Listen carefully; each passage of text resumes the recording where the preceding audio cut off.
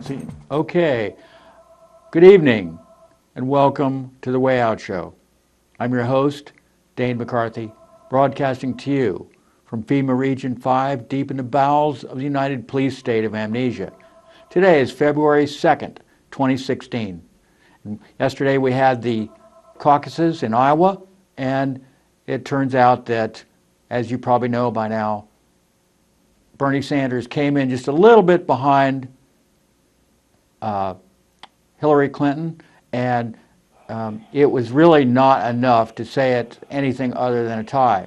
Now there is some video out there and some talk that appears to show that there may be some shenanigans going on in those caucuses that may have thrown that total just a little bit in Hillary's favor. It doesn't mean that really, of course, that this is a landslide for Hillary. It's hardly that.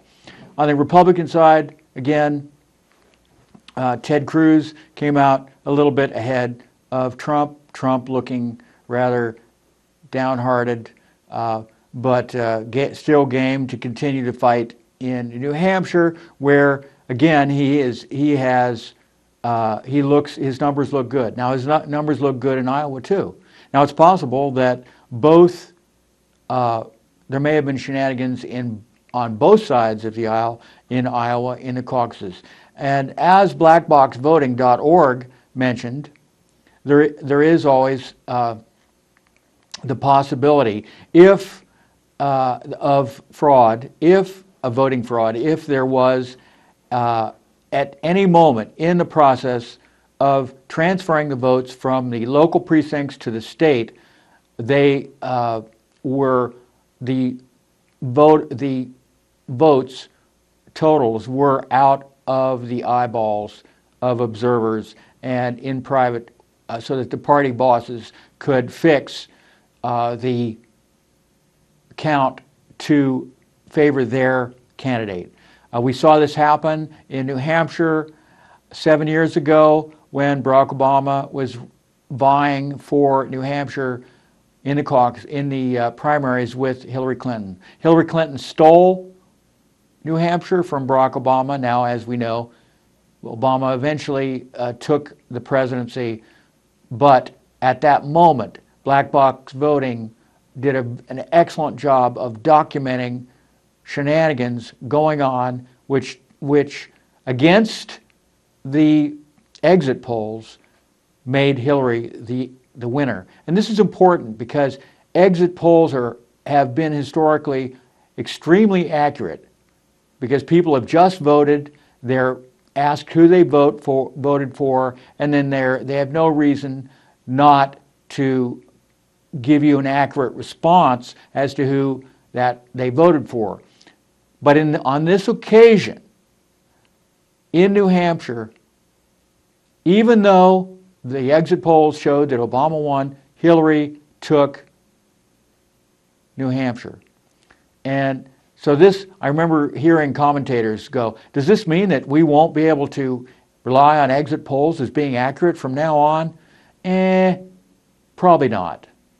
In other words, they would, even though it had never happened before, and it certainly never happened since, they would still rely on exit polls. What does that tell you? That tells you that maybe they knew something was up in that particular primary election in New Hampshire, that it's okay, don't worry, exit polls are still really accurate, this is just an anomaly, and well, Hillary was involved, and so what else could you expect? So how will this shake out? Well, maybe the same thing will happen that happened to Hillary last time when she was able to pull her shenanigans to try to win in the primaries, that she won't win, and it'll be Bernie Sanders. Well, we'll find out. But it's so darn close that it's almost not even a win for Hillary. It's still very much up in the air. And it's extremely likely that Bernie will take New Hampshire. So, after all, he's only over in Vermont, which is right next door to New Hampshire. So he has a lot of support there, including my own son, who Well, he doesn't live there, but I have relatives who live up in New Hampshire, and they're for Bernie. They're not for Hillary. So, but I don't want to spend the whole hour talking about the election. Most everybody is probably sick to death of hearing the election. I did want to play a clip, a short clip from YouTube from a whistleblower, a CIA whistleblower. Pretty short, but it's very telling. If you could go ahead and roll that clip, I'll make comments about it.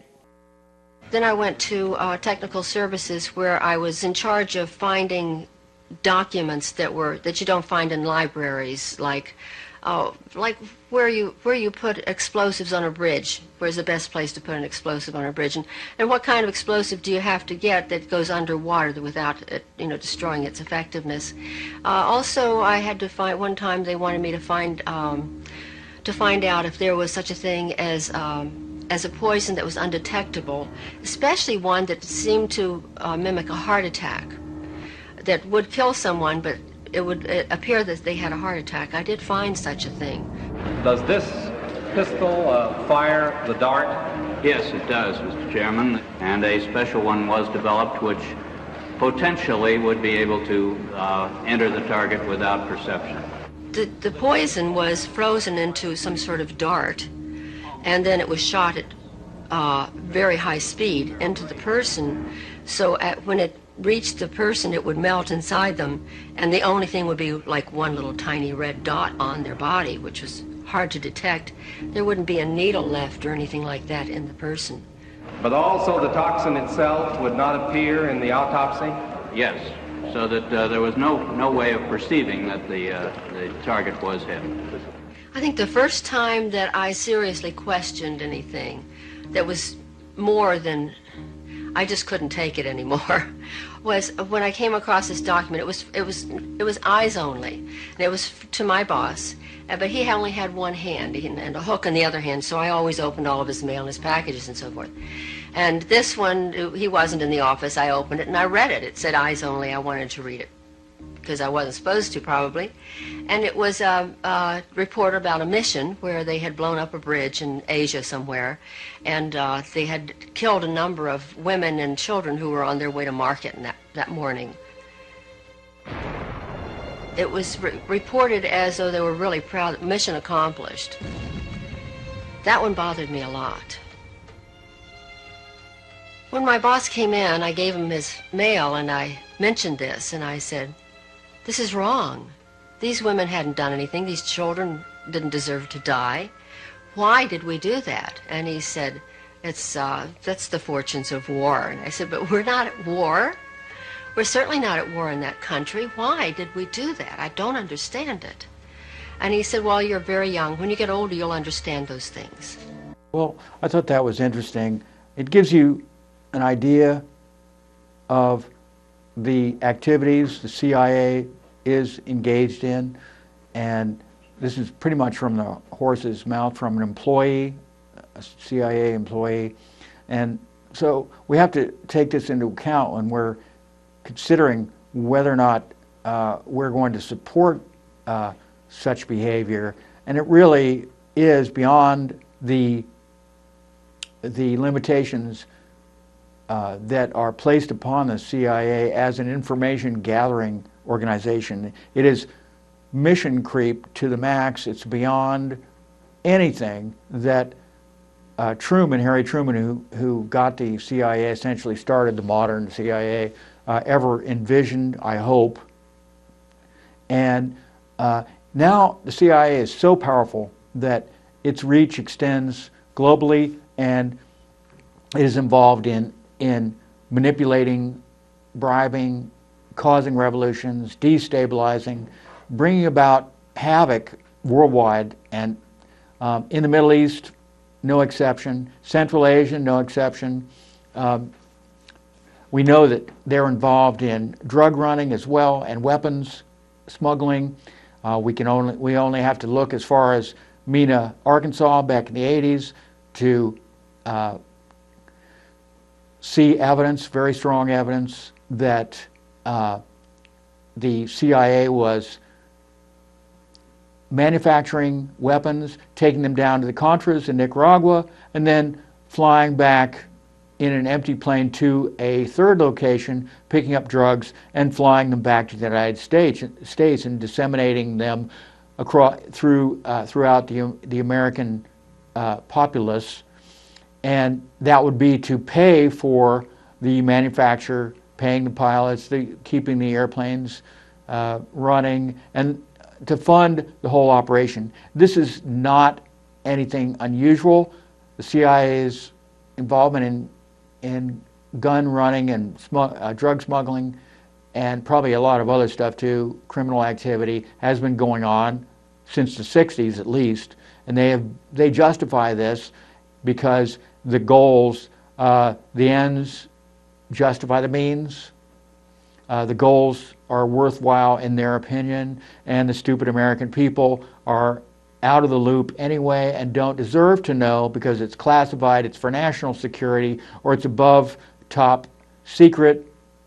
The American people are not worthy of knowing what is going on in their name, and so this is their attitude. They have a very paternalistic attitude towards the American people, just the way they patted that woman on the head and just sort of said, "Don't worry, darling, you'll understand when you grow up. You're very young." And that would be a typical attitude. And you know, she did grow up, and she was a middle-aged woman in that clip. Many years had passed. That clip looked like it was. The clips it looked like Barry Goldwater. I mean, Barry Goldwater is from the 60s. He's a phenomenon of the 60s. And that gun that he was handling and sighting through and so on was apparently a CIA type of gun that was used to shoot those ice darts. And, you know, this isn't the only kind of James Bond secret weapon that is used by the CIA. CIA has a museum that only new recruits are allowed to see, and you can go through that museum. I read an article about it and see all kinds of spy weapons, including a little Dragonfly drone with a camera and a microphone that is used. It looks like a Dragonfly, and this was created in the 70s apparently, but my own family had personal encounter with a very similar type of device. My sister was at a rally for, it was a rally against, what was it? Against the drug companies or something, psychology, and sort of, you know, anti-establishment. She noticed, she was sitting in the back, and she noticed this strange insect that was hovering around, and she got a look at it. She has pretty good eyes, and it looked like a dragonfly, but it wasn't a dragonfly. It was more boxy. It looked mechanical. So she followed it around, and it went and hid up inside of a tree. She went up the tree and looked at it, and it's looking down at her. It was floating around or flying around up there. And then she went back to her seat, sat down, and the rally continued. Then it came back down and continued its activities. But she thought how strange and spooky it was that they were being surveilled by this little device that was clearly some kind of a very early drone in the shape of an insect. Now we know that they've gotten much more sophisticated than that from those days, and you can, insects do carry cameras. I'm not trying to get people scared or paranoid, but this is just the world we live in. And we have to understand that this is the way things are done, and you know, what are you going to do about it? I don't know. But I always think that it's better to know what's going on. It's helpful. It is useful in, you know, making decisions about how we're going to conduct our business and live our lives. So you know, we have to consider that times are moving forward. We are living in kind of a science fiction movie world. I just recently, for instance, went to Hawaii, my first visit there to visit an old friend, stayed there for about 10 days, and I discovered that the sky in Hawaii looks much different. The clouds look much different than they do in Ohio. I saw in all that 10 days not one single, well, what is popularly known as chemtrail. None of the white lines across the sky, crisscrossing, tic-tac-toe lines, none of that feathering that you see, like there'll be a line across the sky, and then there'll be a feathering of clouds off that line. They stretch a very good distance across the sky in a kind of a curtain, and it's creating cloud cover, but in a straight line, whoosh, and then over. None of that. Every day, the clouds were completely natural looking, very, just fluffy, little white clouds going by. And so it was really amazing. The sky looked so much more beautiful there than it does here on almost a daily basis. And yeah, there are some days where there are no big streaks across the sky, but many, many days there are.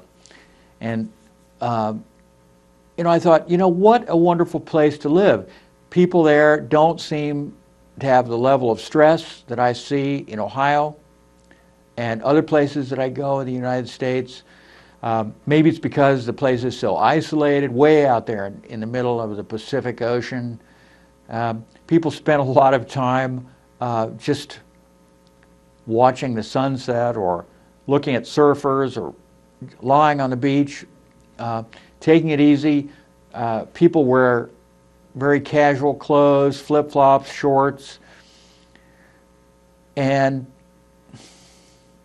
it was really remarkable, and it was a very relaxing. Not so much for the beaches, which were great and everything, but just because of the general ambiance. And the population of the island, the Oahu Island, was very strongly Asian, Hawaiian mix, and you got the feeling that maybe there were even possibly more Asians and Hawaiians than Caucasians. I don't know what the exact numbers are, but so it was very diverse, and yet there didn't seem to be the tensions that are played up and hyped up so much in the continental United States.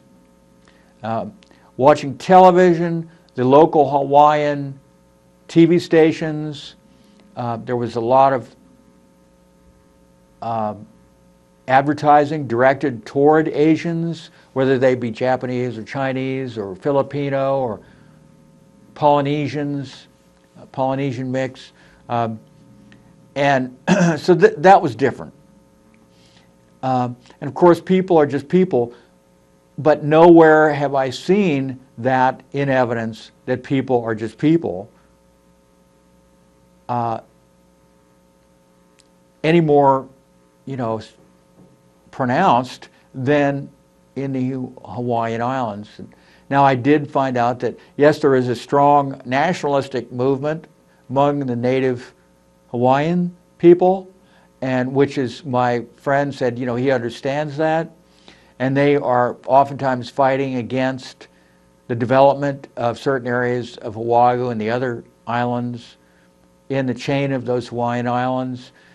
They get very political, they stand up, they hold signs, they complain, and he said that this is something that's been going on more and more.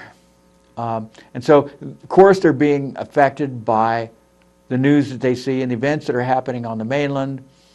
And so this emboldens them and encourages them, which is good, which is a good thing. Because a lot of what the Hawaiian people insist on are things that are actually good for the islands, and they have a strong loyalty to the islands. After all, even though Hawaii is a state, it used to be its own country until fairly recently, with a king and a queen, and they were persuaded to step down from the throne by the U.S. government and certain factions and certain interests and certain financial interests in Hawaii that had gradually taken over Hawaii over the last, 100 years. And so they finally just sort of backed off and allowed the Republic of the United States to acquire this independent country and make it a part of the United States of America. Who knows what will happen in the future? Maybe eventually Hawaii will break away from the United States and become its own country again. I don't know how that would work out. A lot of countries that have been annexed or colonized by much larger countries, and they have seen their ethnic population exploited and manipulated and actually exterminated to a large extent. So that has not been good for them. However, when they gain independence, then another group of exploiters who are actually natives come in and they exploit. There was great hope at the end of colonial period. This would be in about the 1950s, the 1960s, well, 40s through 60s, let's say, when the old empires really fell apart. India was no longer a colony of Great Britain. As an example, Great Britain gave up Hong Kong. Other empires gave up their holdings and they became independent countries. Rhodesia became Rhodesia in South Africa, and South Africa itself became no longer colonies. They became their own independent nations, and they have fared well, more or less well, depending on your point of view, I guess. And this is just how things go in the world. And I'm not even saying that necessarily the CIA is doing all bad things. There may be some good outcomes from their activities, their efforts. I guess it just depends on who you mean is going to be the beneficiary of the good outcome. What I'd like to think is that the CIA is working for the benefit of a majority of the American people. Probably the reality is that the CIA is working for a small group of wealthy and powerful people who have the most to gain for the activities of the CIA in destabilizing or reducing sovereignty of a particular country. And this all has to do with looking at the world as a playing ground or a chess game in which various empires or various interest groups are vying for segments of the natural resources. Natural resources are the true wealth of the planet. The currency is only a symbolic wealth. And yes, you could buy things with dollars and yen and rubles and so on. But as we know in the past, eventually this currency will fail. It will be replaced by another currency, and a person who owns currency could see a dramatic drop, the ultimate drop in value in their currency under certain conditions, down all the way to zero. Now, no natural resource will ever lose all of its value. gold, diamonds, rare minerals, even copper, steel, iron, certain minerals, the rare precious stones. All of these have intrinsic value. And I've talked to people who think that no, gold has no intrinsic value. Gold is the classic natural resource that people have used as a repository of real wealth. Coins were circulated up until very recently in gold and silver and copper. Those were the top three. So a gold coin does have intrinsic value. It does have it because of the numismatic value, because you have collectors who are interested in the date and the condition and the country that the gold coin originated from.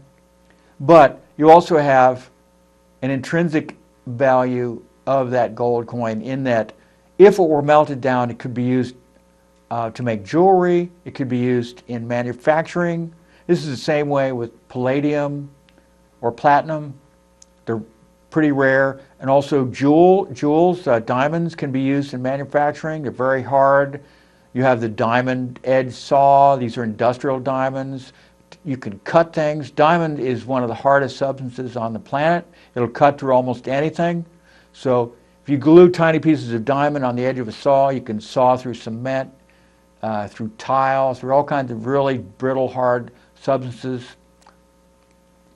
And so this is a intrinsic value. Now, technically speaking, the only intrinsic value of a dollar, a paper dollar, will be, I suppose, the amount of heat and light that it could generate when it's burned.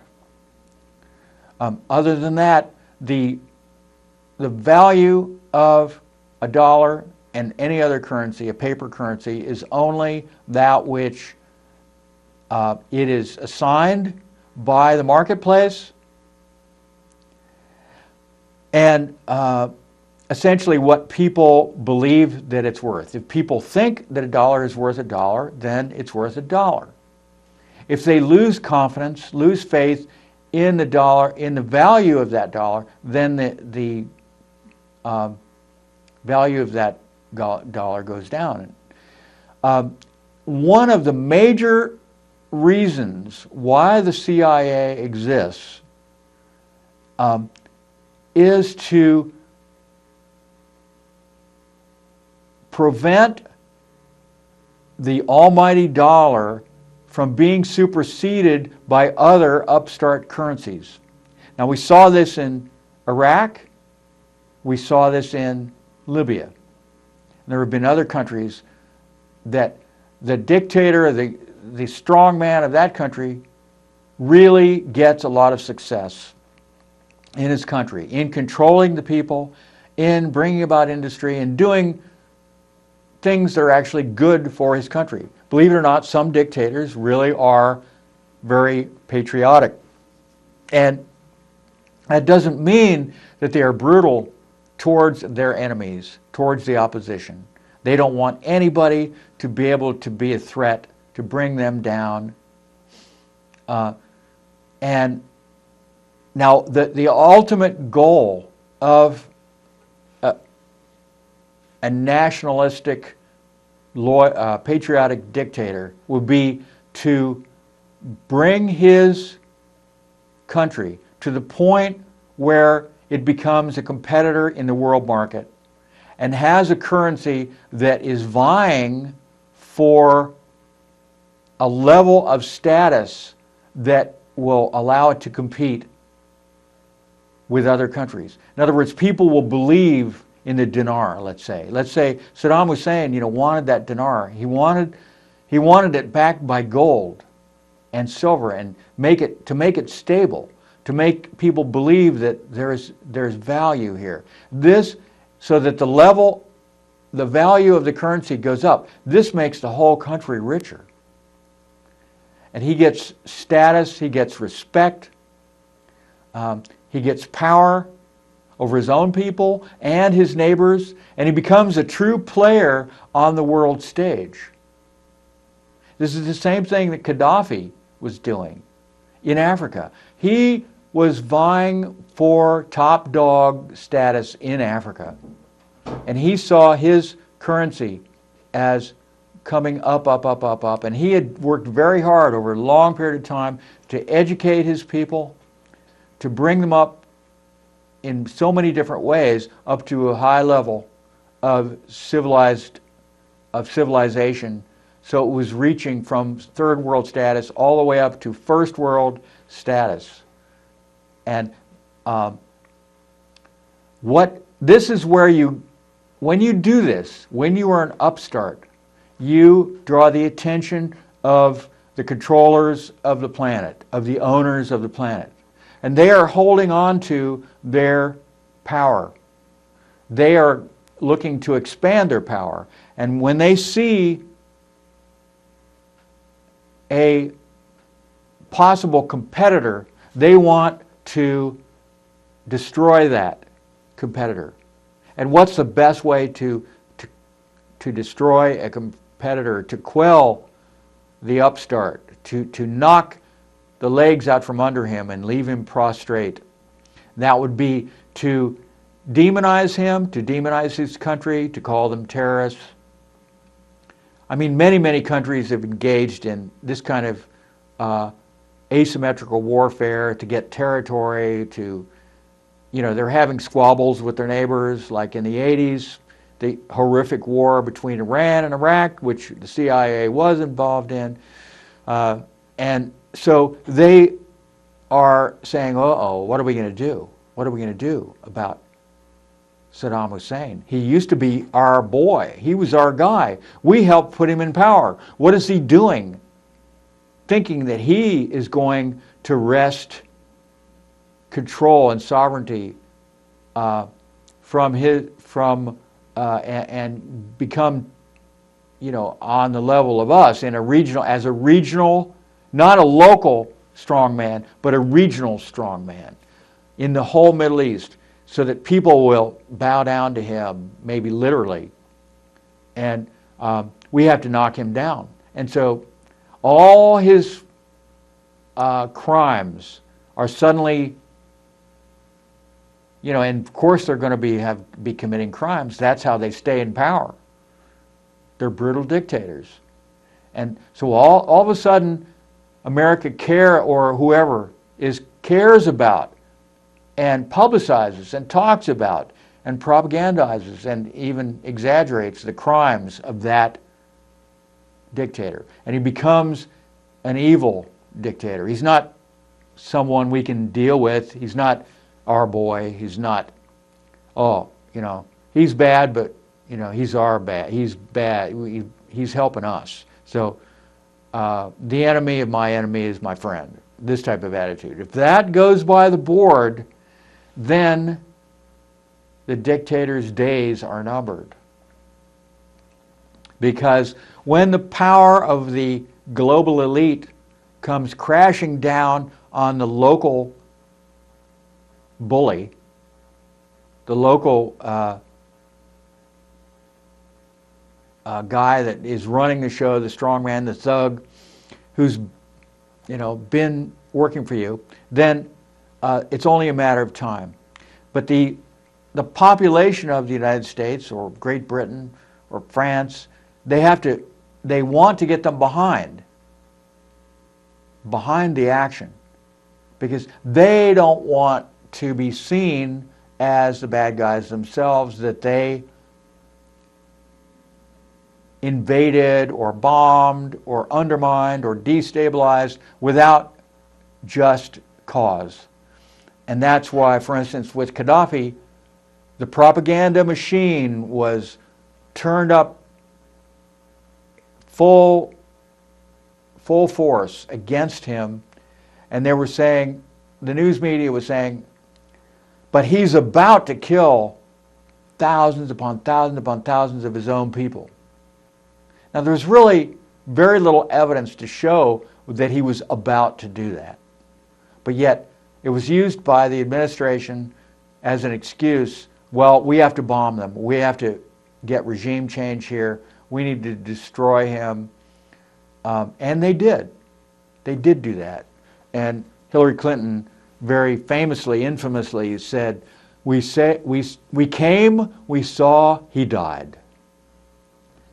And that was in reference to Gaddafi.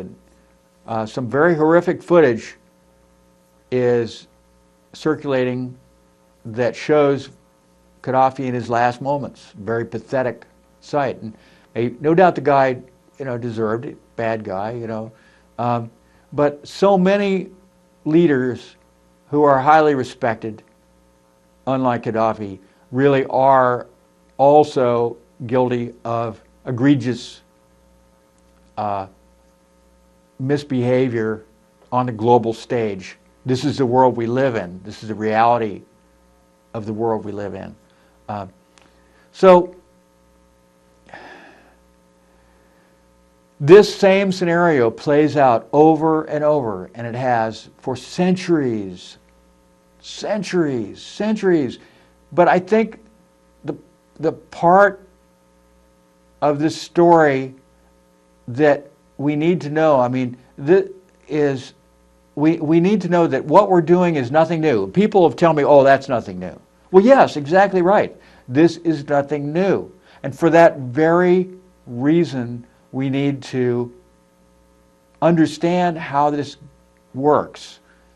How it's a cycle.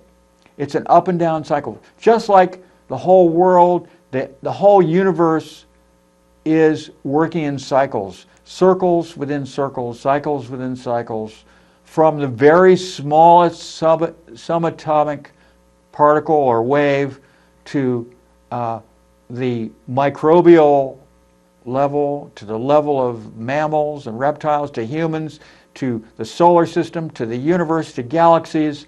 It's all cycles. Things come and go. This is the manifest world that we live in.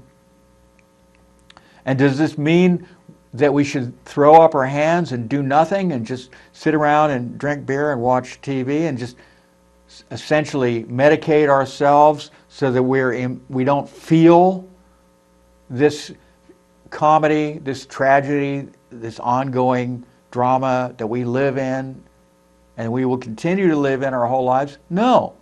We're a part of this big show, and we have a part to play. We have something we can contribute to it, and therefore it is important for us to vote. It is important for us to make our understanding known to others, our wisdom, our knowledge, our awareness. It's important that we get out and talk to people and mingle in society, and try to, if we feel that we know something, if we have an opinion, if we have access to certain information, to certain facts, it's important that we broadcast that. We send out those seeds in all directions, and maybe some of those seeds will actually be planted. They will germinate. They will grow. They themselves will grow other seeds. They will be sent out into the world. And so, in other words, the message will resonate. And we may not notice that our message resonates. Everyone has a message. We may see no return at all, but eventually we will see the ripple effect as those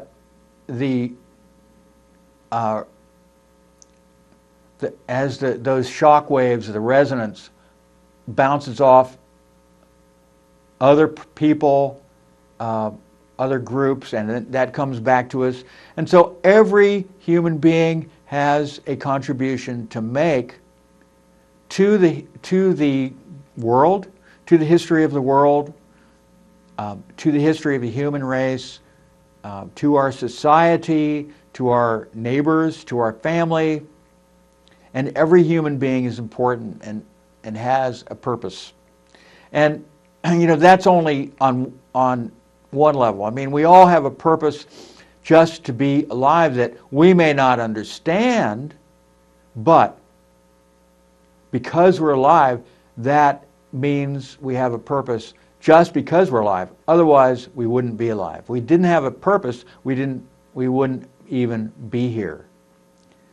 Because we do live in a conscious universe, and things don't happen for no reason.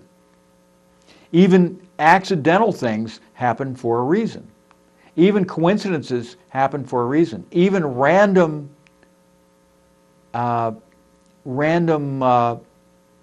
intersections happen for a reason. These laws of physics apply from the very bottom to the very top, and all the layers in between, and all the manifestations, and all the complexity and the beauty of life.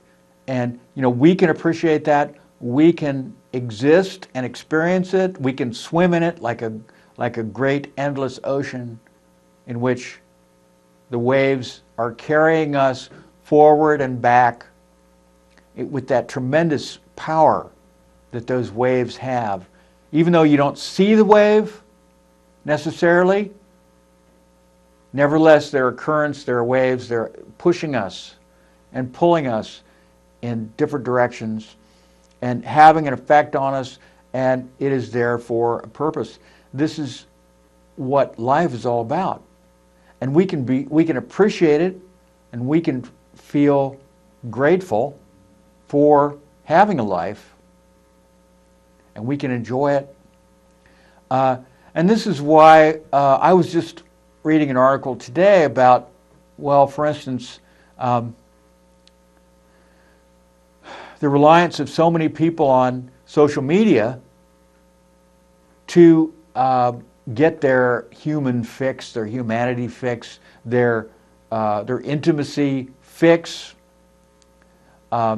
their escapism from their world, their reality, their problems, their challenges. That is just another addiction, at least for very many people apparently. Maybe particularly young people, although I see older people also involved very much in checking their email and their Facebook always, constantly, every few minutes. Even in an audience waiting for the movie to start or waiting for the concert to start, you see these lights all around you where people are staring down at their machine, their iPhone or whatever, and the light is shining up off their faces and they're staring down into it. And what is such an incredible importance? So the article was saying that apparently there's actually a problem that is developing with the frontal lobe being too stimulated and preventing people from making certain connections and getting the understanding and awareness that they need to have in order to function. It's actually stunting people. You might think, well, this is my information tool, and I can find out all the answers here by checking and constantly, having all my questions answered instead of relying on memory or conversing on a face-to-face level with another human being. We're now talking to our machines, and our machines are talking back to us. And this commentator suggested that we keep these devices away from children, all devices away from children, at least until they are 3 years old.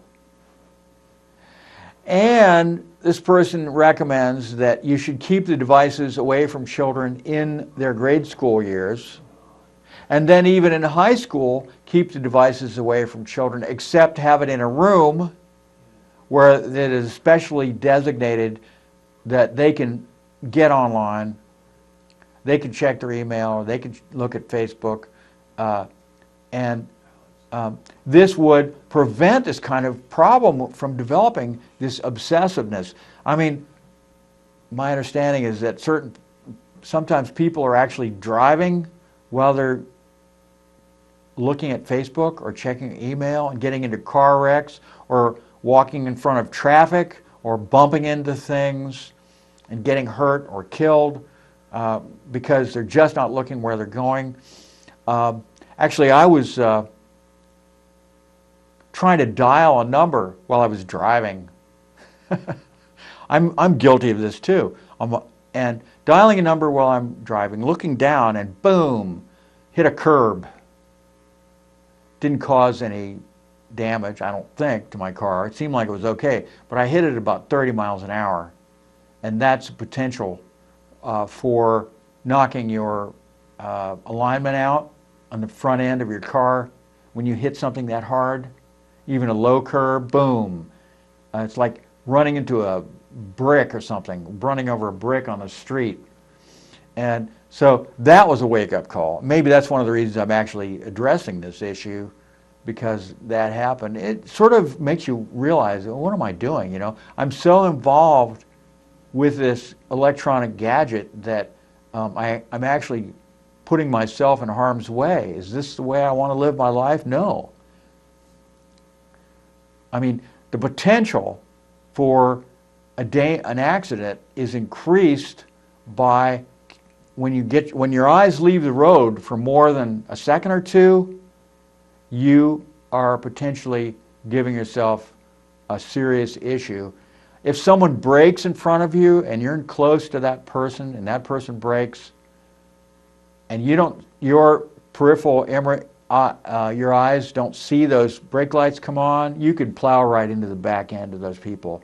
And we have to take that kind of thing extremely seriously. So we need to be aware of our surroundings at all times, and we need to really look at our world from as many different angles as we can.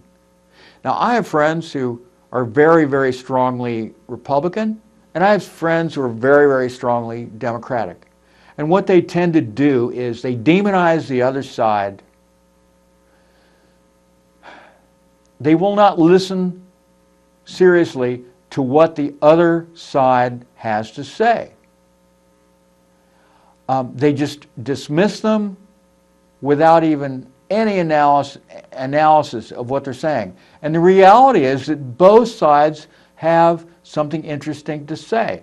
What I find frustrating is that, for me, the Democrats have something to offer, but they have other things about them that I don't like. The same way with Republicans, they have something to offer, but they also have some positions that I don't like. And they seem to be the opposite. So it's very difficult to make a decision about whether to go Democrat or Republican, because they switch. What the Democrats don't like, the Republicans do. What the Republicans don't like, the Democrats do.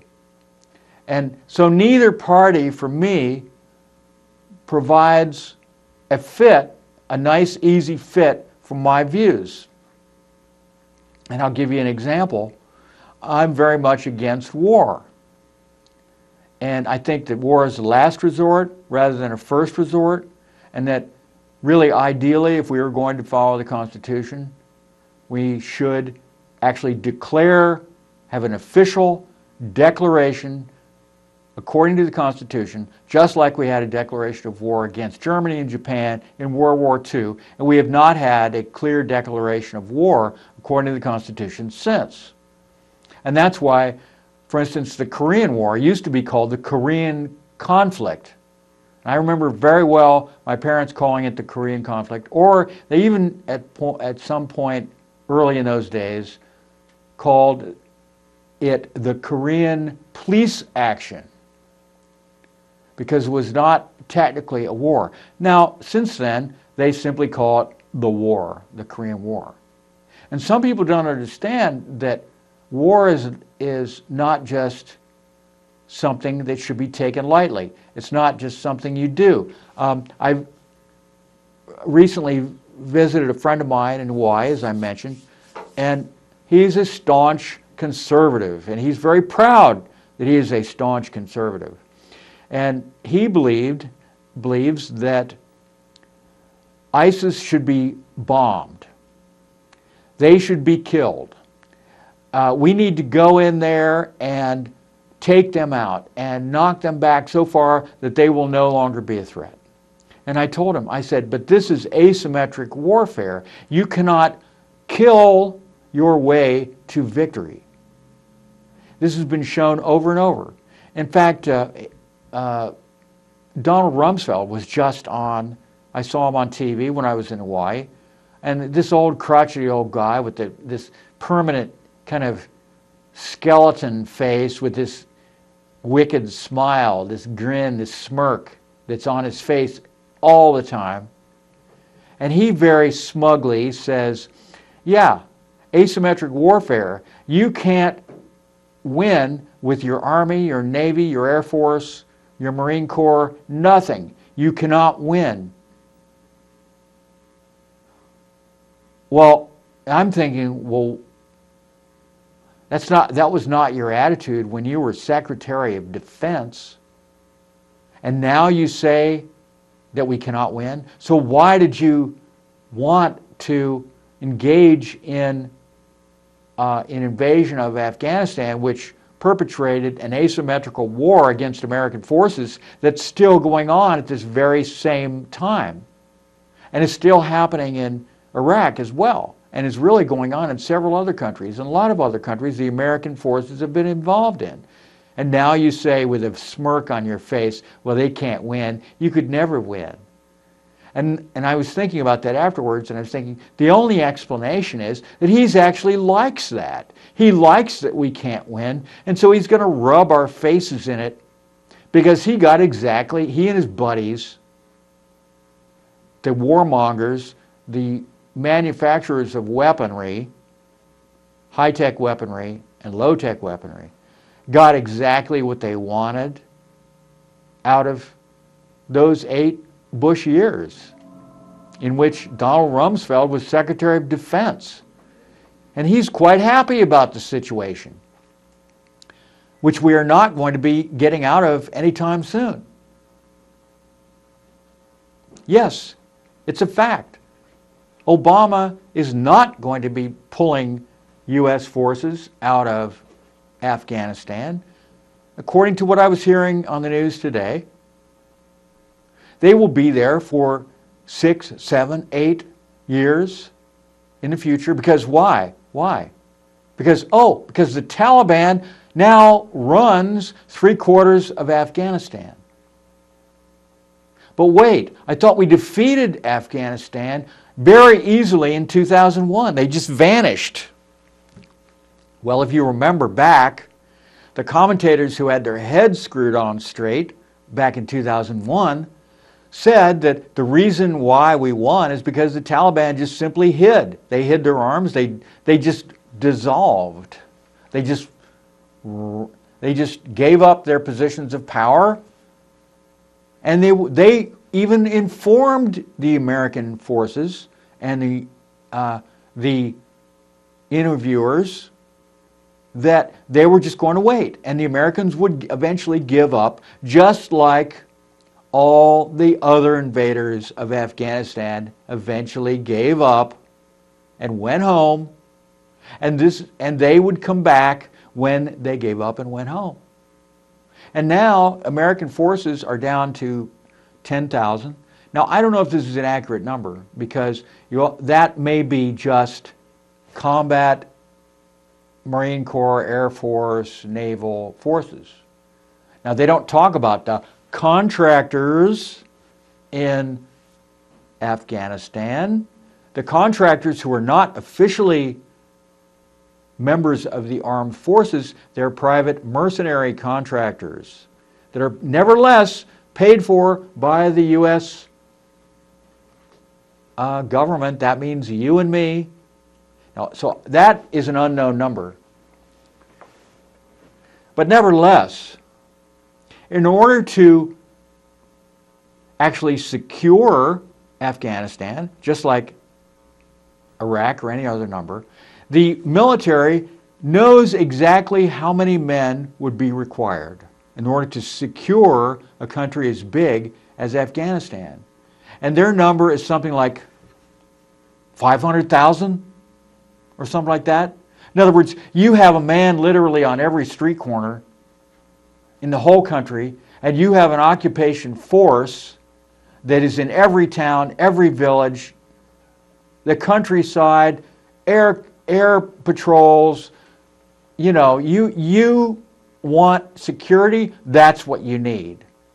And even then, you're going to be having guys popped off just like this, right and left, by these asymmetrical guerrilla, we don't use the word guerrilla, forces anymore, because I guess that doesn't seem cool anymore. You know, it's like, that's too scary, you know. We're fighting guerrilla fighters? Those guys are badasses. We can't win against them. But no, if you say asymmetrical, it's like, we're going to fight them, we're going to win, and Ted Cruz is saying, we're going, and all the Republicans and the Democrats too, we're going to destroy ISIS. Oh yeah?